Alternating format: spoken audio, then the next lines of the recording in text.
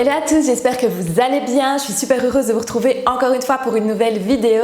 Et aujourd'hui, on va parler de comment s'habiller quand on a une poitrine généreuse. Donc vous avez été très nombreuses à me poser la question suite à ma vidéo sur comment s'habiller justement quand on a une petite poitrine. Et vous étiez donc très nombreuses à me demander cette version aussi, donc comment s'habiller quand on a une poitrine généreuse. Avant de démarrer, je vous rappelle que vous pouvez me suivre sur les réseaux sociaux, donc que ce soit Instagram ou Facebook. Donc sur Instagram, vous le savez bien maintenant, c'est là que je partage avec vous mes looks. Je m'y suis d'ailleurs remise, donc j'essaye de partager régulièrement avec vous des inspirations de looks. Vous pouvez aussi suivre mon quotidien en story. Et sur Facebook, sur la page Facebook, c'est plutôt là que j'annonce tout ce qui est animation, lancement de dates de formation, etc. Donc vous pouvez aussi suivre un petit peu toutes les actualités là-bas. On démarre donc tout de suite cette vidéo sur comment s'habiller quand on a une poitrine généreuse. Donc déjà, je tiens à le rappeler aussi, toutes les tailles de poitrine finalement sont belles. L'idée c'est aussi de s'accepter entre guillemets. L'idée c'est de se sentir bien en tout cas dans sa peau, bien dans son corps. Mais je sais que parfois ça peut amener certaines complications dans le fait de s'habiller, que notre poitrine soit menue ou généreuse finalement. D'où cette vidéo pour vous donner ici quelques conseils. Mon premier conseil pour mettre en valeur une poitrine généreuse, c'est toujours d'essayer de dégager l'encolure. Donc je sais que ça peut parfois faire un petit peu peur de porter quelque chose d'un petit peu plus décolleté. Maintenant attention, comme je dis toujours, dégager l'encolure ne veut pas spécialement dire décolleté plongeant, c'est simplement ici dégager un petit peu plus l'encolure et éviter justement tout ce qui sera trop enfermé. Donc des encolures ras du cou qui sont trop enfermées ou des cols roulés par exemple, mais c'est un petit peu moins intéressant parce que finalement on enferme la poitrine et on lui ajoute du volume visuellement et ça aère du coup un petit peu moins la silhouette, c'est un petit peu moins harmonieux. Donc simplement le fait d'avoir une encolure qui est un tout petit peu plus dégagée, sans spécialement aller vers un décolleté trop marqué ou trop plongeant, ce sera toujours très intéressant. Donc ça peut être une encolure V, ça peut être une encolure ronde, ça peut aussi être une encolure carrée, pourquoi pas, mais en tout cas le fait ici de dégager un petit peu plus l'encolure, vous allez voir que ça va dynamiser la silhouette d'une autre façon et ce sera très intéressant à utiliser. Une autre chose à laquelle on va faire attention également si on a une poitrine généreuse, c'est à tout ce qui est taille de col ou de revers. Donc comme par exemple ici sur un blazer, vous avez un revers, un col, on va faire attention à le choisir d'une taille qui est adaptée à la poitrine. Donc en sachant que tout ce qui sera grand revers va apporter du volume et tout ce qui sera petit revers ne va pas apporter de volume.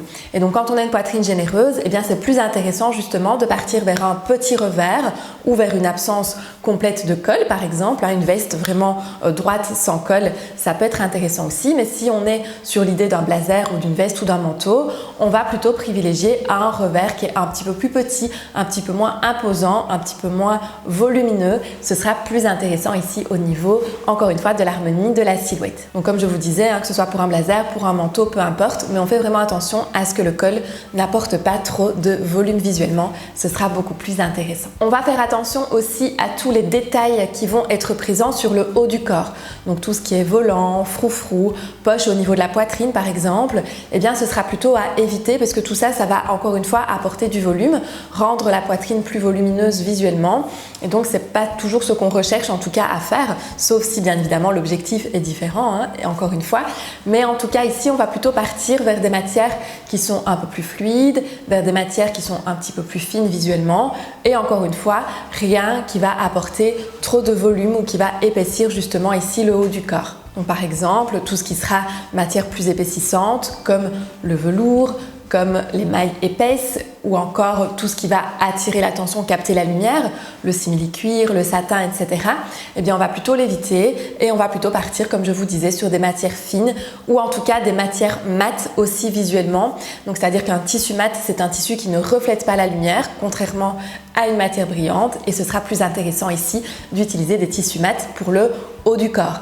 Ce sera aussi pareil au niveau des mailles, tout ce qui est pull par exemple ou gilet, on va plutôt privilégier des mailles plus fines dans des cotons plus fins que des mailles qui sont plus épaisses, dans des laines épaisses ou ce genre de choses qui encore une fois vont plutôt apporter du volume visuellement et donc de façon harmonieuse, ce sera plus intéressant d'utiliser des mailles qui sont plus fines. Donc retenez bien ici que la matière va avoir son importance aussi, donc évitez tout ce qui est matière épaisse, matière trop structurante ou trop volumineuse pour le haut et privilégiez plutôt des mailles fines, des cotons fluides, des matières fluides qui seront beaucoup plus intéressants à utiliser ici visuellement également. Et enfin, faites également attention à tout ce qui est taille empire. Ce n'est pas toujours intéressant à utiliser parce que ça rajoute en général du volume étant donné que la cassure, la couture, si vous préférez, est située juste en dessous de la poitrine. Et donc visuellement, c'est un petit peu moins intéressant parce que, encore une fois, mais ça va amplifier finalement visuellement le volume de la poitrine. Et donc encore une fois, eh bien, ce sera un petit peu moins intéressant à utiliser dans ce cas-ci. On peut par contre utiliser des encolures cache-cœur, pourquoi pas, mais attention ici à ce que le cache-cœur couvre plutôt bien la poitrine parce que sinon vous allez être dérangé avec un cache-cœur qui s'ouvre constamment et donc là vous ne serez peut-être pas spécialement à l'aise. Et si vous avez la taille marquée, vous pouvez par exemple plutôt alors utiliser une cassure, une couture au niveau de la taille plutôt que juste en dessous de la poitrine, ce sera beaucoup plus intéressant. Ou alors par exemple sur une robe, plutôt une robe droite et fluide avec un joli petit décolleté au niveau de la poitrine, eh bien ce sera assez intéressant aussi à utiliser. Et pour ce qui est des accessoires, pensez-y aussi. Donc par exemple, on va éviter le sac porté à l'épaule et on va plutôt privilégier le bandoulière, mais pas le bandoulière qu'on portera en crossbody, plutôt le bandoulière qu'on portera à l'épaule avec le sac qui tombe un tout petit peu plus bas, donc plutôt au niveau des hanches par exemple. Ce sera beaucoup plus intéressant visuellement. Sinon porté à l'épaule, eh bien vous rajoutez du volume pile au niveau finalement de la zone de la poitrine. Donc pensez au sac bandoulière mais porté un petit peu plus bas par exemple. Et au niveau des colliers, c'est un petit peu le même principe, c'est-à-dire qu'on va plutôt privilégier le collier mi-long ou le sautoir qui va être assez intéressant ici à utiliser parce que tout ce qui est sautoir, collier mi-long, etc.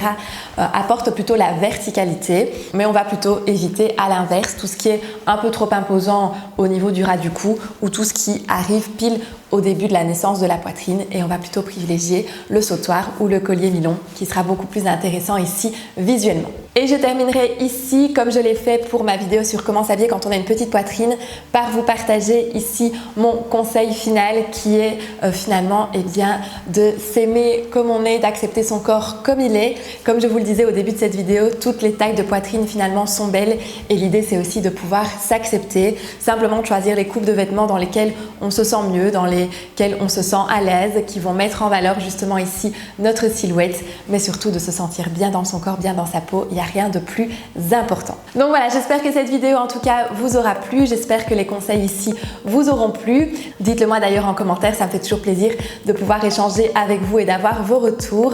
Si vous avez des questions comme à chaque fois, posez-les aussi juste ici en dessous en commentaire. Et nous, on se retrouve samedi prochain. Rendez-vous à 9 h comme tous les samedis sur cette chaîne. D'ici là, je vous fais plein de bisous et surtout, prenez bien soin de vous. Bye bye!